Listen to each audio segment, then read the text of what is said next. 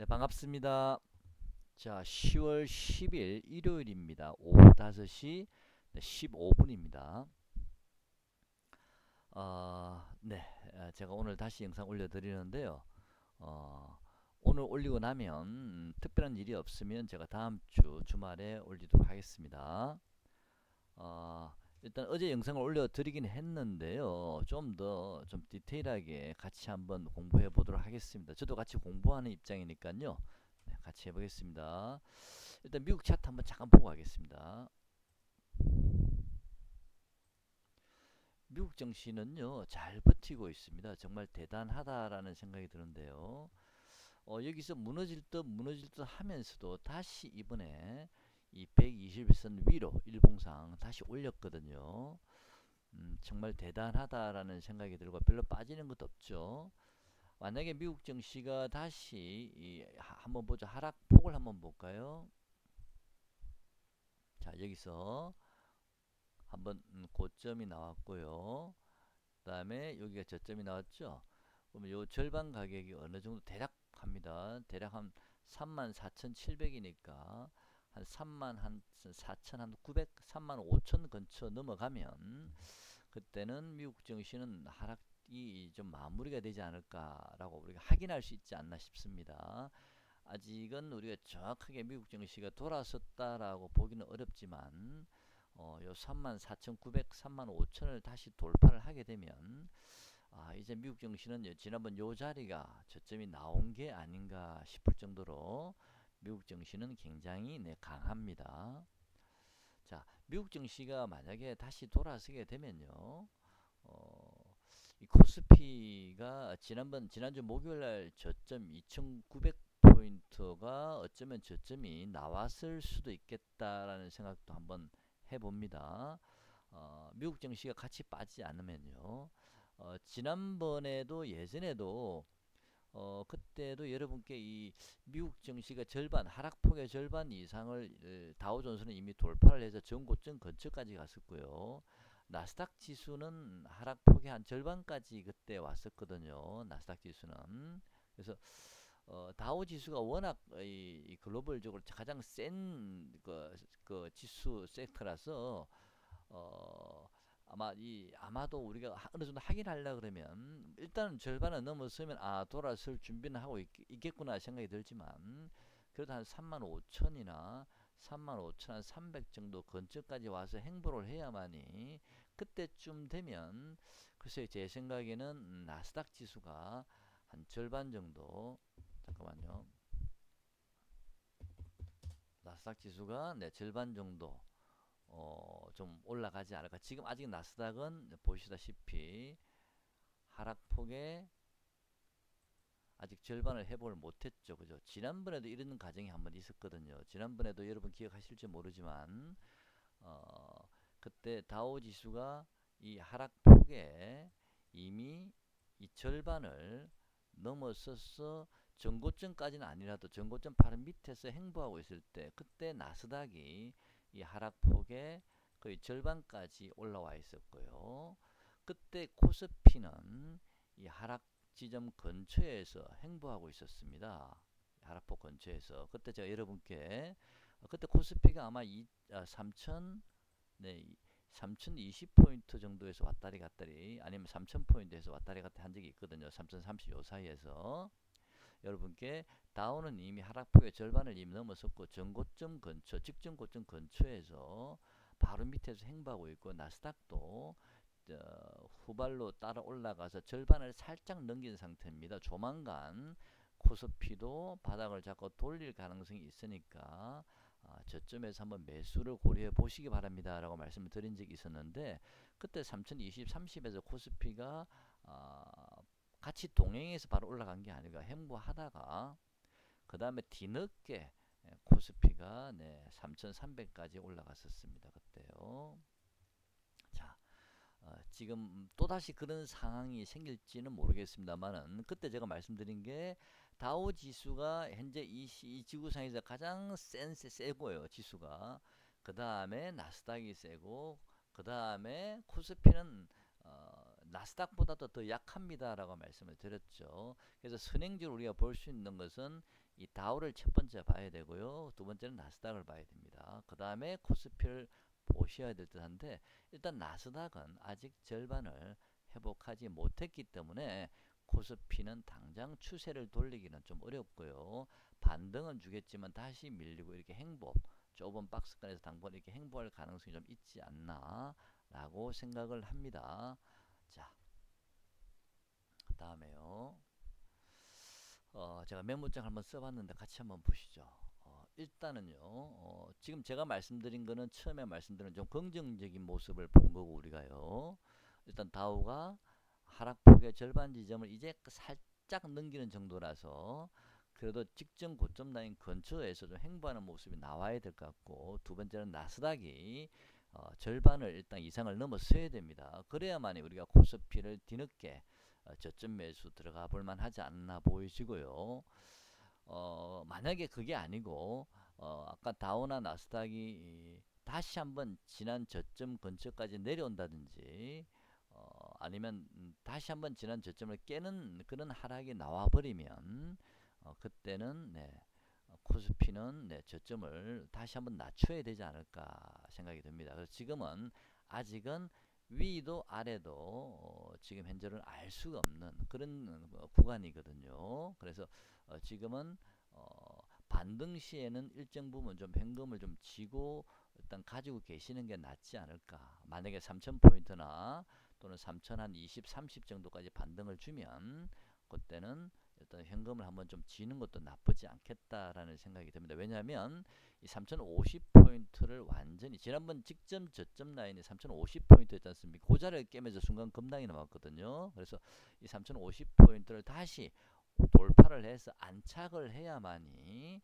그때는 다시 상승 추세로 복귀가 된다고 하기 때문에 대략 3,000포인트에서 3,050 요 구간까지 만약에 반등이 들어오면 일단 현금을 한번 챙기시는 게 어떤가 생각이 듭니다. 자, 코스피는요. 만약에 코스피가 추가 하락이 열린다면요. 지금 코스피 저점을 정확하게 우리가 알 수는 없으니까 만약에 추가 하락이 열린다면 어디까지 하락할 수 있을까? 만약에 열린다면요. 하락이 제가 생각할 때는요. 자, 지난번 목요일 날 우리가 2900포인트 근처가 저점이 나왔을 수도 있습니다. 항상 고점이든 저점이든 지나고 보면 그 자리가 고점이었고 그 자리가 저점이었다는 걸 우리가 알 수가 있지 않습니까? 그래서 지난번 2908포인트 그 2900까지 밀렸거든요. 자, 이 자리가 만약에 저점이 아니라면 예를 들면 아니라는 가정하에 말씀드리는 겁니다. 저점이 아니라면 제가 생각하는 모양은요. 요 고점 라인 한번 보시죠. 요 자리요. 물론 가장 높은 자리는 이 자리였지만 장중 고점이죠. 그죠? 요 자리는 그죠? 자, 장중 고점을 기준으로 하지 말고 일단은 요 자리요. 요 자리 고점 한번 보겠습니다. 이 자리 고점이 얼마냐면은 대략 3,300포인트죠. 자, 3,300포인트를 우리가 대략 고점으로 보고요. 대략요. 자, 이 자리를 고점으로 보고 그 다음에 어, 요 구간에서 자, 요 구간에서 한번 이렇게 행보를 하고 내려왔다가 다시 올리면서 행보했던 구간이 있었죠. 그죠? 그런 다음에 다시 한번 이 자리를 깨버렸거든요. 이 저점을 깨면서 그죠? 다시 한번 밀려버렸는데 그런 다음에 또 다시 또 행보를 하다가 다시 이 저점을 깼습니다. 자, 요 자리를 제가 생각 좀 더 말씀드리겠습니다. 어쨌든 이 고점에서 지금 여기까지 내려왔거든요. 자, 그러면 요 자리까지를 박스권으로 보고 일단은 이렇게 박스권으로 보고요. 여기를 이렇게 박스권으로 보고 이 박스권을 깼죠. 그죠? 여기 박스권 고점, 이 박스권 저점을 봤을 때 요 자리를 깼기 때문에 이 박스권의 폭만큼 제가 자주 말씀드리는 기술적 분석이죠. 박스권의 폭만큼 하락하게 되면 대략 2,800포인트 정도가 됩니다. 박스권 폭만큼 하락하게 되면요. 자, 그래서 일단은 요 저점을 깨고 3,050포인트를 깨고 내려왔기 때문에 우리가 만약에 박스권 폭만큼 우리 하락을 한다는 전제라면 2,800포인트까지 코스피는 밀릴 자리도 열려는 있습니다. 자, 그 다음에 또 하나는요. 자, 지금 제가 하락했을 때를 가정하에 말씀드리는 겁니다. 2800포인트 전후에서는 또다시 한번 반등이 한번 강하게 좀 들어올 것 같고요. 만약에 이 자리가 또 확실히 안 될 수도 있거든. 상황에 따라서 그때 가서는요. 물론 반등이 들어오겠지만 당연히 다시 또 반등이 들어왔다가 만약에 다시 한번 이 자리를 깨게 되면 그때는 요 3316이 장중 저점 고점이었기 때문에 아까 제가 요 자리가 2990 정도 3000 정도 가까이 됐었거든요. 그럼 여기서 16이나 한 26 정도를 빼겠습니다. 왜냐면 이 고점이 정확하게 3296이니까 16에다 6을 더하면 22 정도 되거든요. 22 정도면은 2800포인트 자 2800포인트에서 21을 빼면은 2778 정도 됩니다.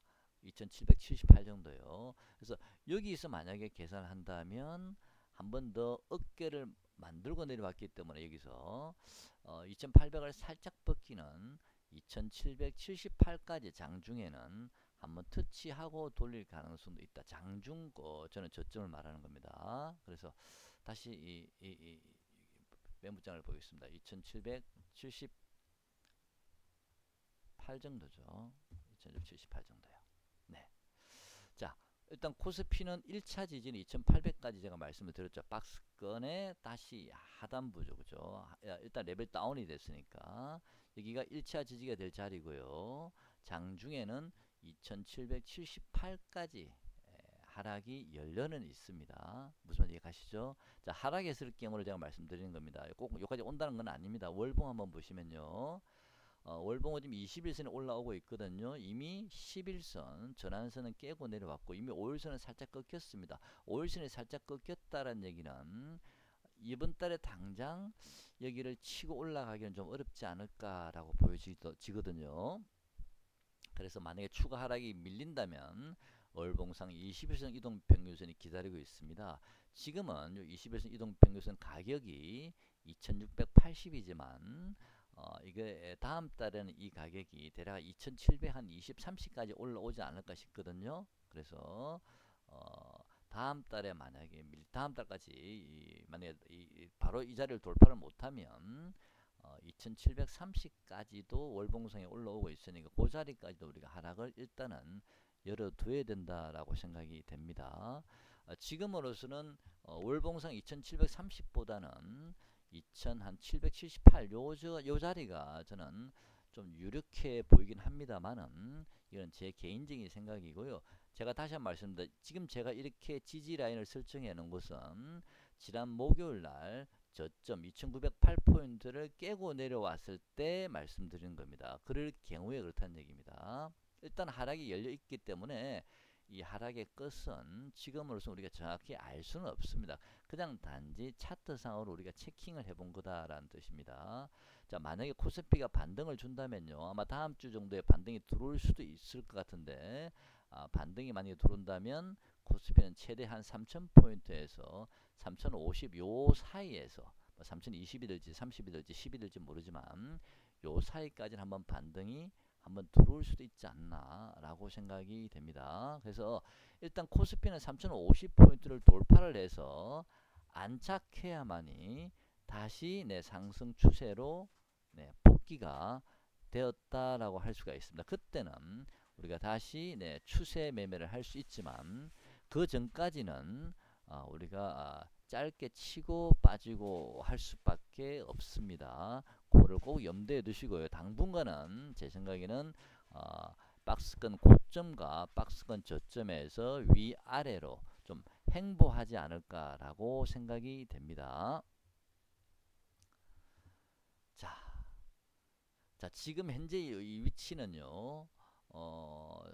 2990포인트 지난주 목요일에 찍었던 2990포인트가 바닥점일까라는 그 바닥점 그 자리와 또는 추가 하락이 동시에 열려 있습니다. 그러니까 지난주 목요일이 저점일 가능성도 있고요. 또는 그 자리를 깨고 한 번 더 추가 하락도 동시에 같이 열려 있기 때문에 지금은 굉장히 판단하기가 어려운 시장입니다. 차라리 다우가 이 절반을 회복하지 않았으면 하락의 고점과 저점의 절반을 회복하지 않았으면 저는 추가 하락이 좀 가능성이 높게 보였었는데 지금은 다우는 우선 일단 절반을 살짝 넘어섰거든요. 그래서 아직은 또 나스닥은 아직 완전히 절반까지 못 갔고요.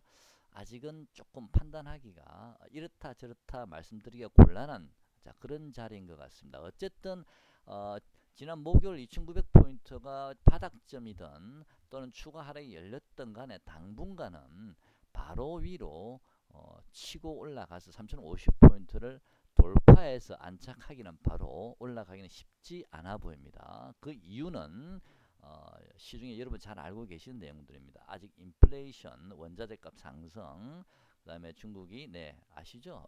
인플레이션 원자재값이 상승하게 되면 그 가격을 또 증가시켜서 수출해야 되니까 그런 인플레이션에 대한 문제도 있고 또는 뭐 기업들의 실적이 좀 이렇게 점점점 떨어져 가는 과정이라는 거. 그래서 그런 문제도 있고요. 그래서 지금은 바로 치고 올라갈 자리는 아닌 것 같습니다. 물론 하나씩 하나씩 어두운 안개들이 거쳐간다라고 제가 말씀드렸죠. 지난번에 미국의 저 부채 상한 한도 의 승인 문제는 일단 12월로 유예됐기 때문에 그 문제는 지금 현재는 당장 악재는 아닌 것 같고요. 또 중국이 호주와 석탄 뭐 다시 뭐 수입을 한다 이런 문제도 좀 그런 뉴스가 나왔죠. 그런 문제도 나쁜 소식은 아닌데 그래도 아직까지 중국의 흥다 사태가 발생이 됐지만 또 제2, 제3의 흥다 문제가 또 깔리 내부적으로는 또 언제든지 폭발할 수 있는 문제가 될 수도 있고요. 기업들의 실적도 점점 좀 좀 추세적으로 좀 하락을 해가고 있는 그런 모양이고요. 인플레이션도 여전히 유효하고 해서 아직은 완전히 안개가 거친 게 아니다라는 생각이 듭니다. 그래서 당분간은 좀 박스권 대응을 하시고요. 현금 확보는 일정 부분 올라오면 한번 잘라주고 현금 쥐고 계시고 다시 밑에서 넣었을 때 다시 밑에 잡고 그런 매매를 할 수밖에 없다라는 생각이 듭니다. 그래서 박스권 행보는 제가 4분기까지는 좀 우리가 유효하다. 적어도 올 12월까지는 박스권이라고 저는 보고 있습니다. 예를 들어 좀 더 구체적으로 말씀드리면 제 개인적인 생각입니다만은 10월 중하순에 반등이 들어오고요. 그 다음에 11월 중순부터는 다시 한번 또 대밀릴 가능성이 저는 있어 보입니다. 그게 2, 3일 반등 올렸다 또 2, 3일 확 빠졌다 또 2, 3, 1인 박스권이 아니고요. 좀 아까 말씀드린 10월 중하순에 반등 들어와서 한 15일, 한 달 정도 이렇게 또 왔다리 갔다리 하다가 올랐다가 밀렸다 하면서 행보하다가 다시 한번 추가 하락이 한 번 더 나올 수 있습니다. 11월 달에요. 자, 그래서 이 지난번 저점이 만약에 깨진다면 내일 당장 깨지는 게 지난번 저점 2,900포인트가 내일 당장 깨지는 게 아니고요.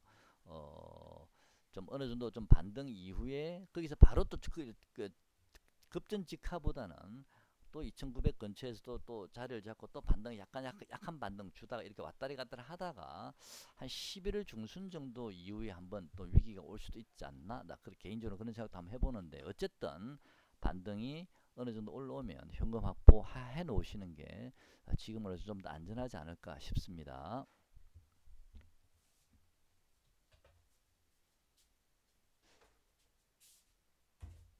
자, 삼성전기 가격을 한번 보겠는데 제가 지수만 보는 게 아니고 우리가 종목도 가격을 저는 같이 보죠. 일단 삼성전기는요 15만 2,350원 정도까지는 한번 내려와야 되지 않을까라고 개인적으로 보고 있고요. 더존 비존은 8만원 전후까지 한번 내려올 거라고 봤는데 지금 더존 비존이 생각보다는 잘 안 빠지고 있습니다. 그렇다면 제가 잘못 본 게 아닌가 싶기도 한데요. 그래도 제가 한번 생각을 했던 종목이기 때문에 이 종목을 보면서 지수를 한번 같이 연계해서 보자라고 말씀드렸는데 더존 비전은 이때 바닥을 찍고 3일 연속 양봉이 나왔습니다. 저는 이 종목은 요 자리에 한번 고점이 나온 게 아닌가 다시 한번 대밀리겠지만 다음 주 화요일 수요일부터 이 저점을 깨는지 한번 봐야 될 듯 합니다. 저는 이 저점을 지난번 저점에서 다시 한번 또 자리를 잡고 다시 반등을 주다가 그런 다음에 결국은 이 저점을 한번 깨지 않을까라는 생각을 지금도 좀 계속 가지고는 있는데요. 이건 좀 확인이 필요합니다. 만약 이 저점을 깨게 되면 더존 비전은 한 8만원 전후까지도 밀릴 수도 있지 않나? 자 그렇다면 시장이 좀 이 지난번 저점을 깰 수도 있다라는 생각을 저는 가지고 있거든요.